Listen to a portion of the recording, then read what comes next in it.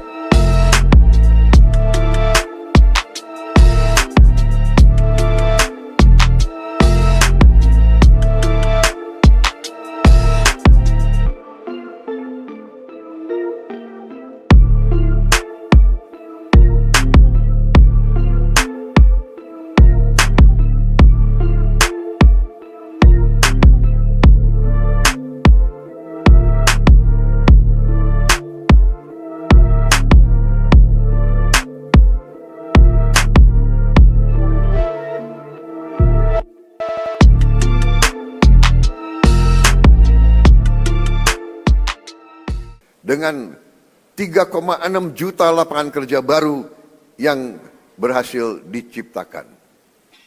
Tingkat kemiskinan ditekan menjadi 8,47%, terendah sepanjang sejarah.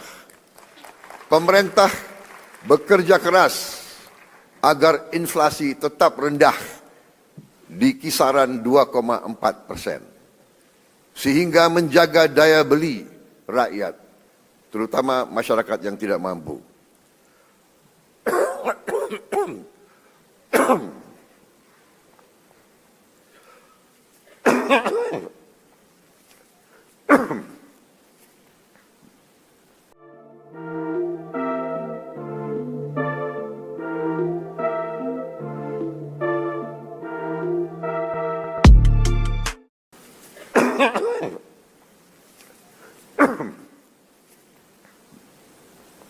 Maaf, tadi pagi agak semangat pidato saya.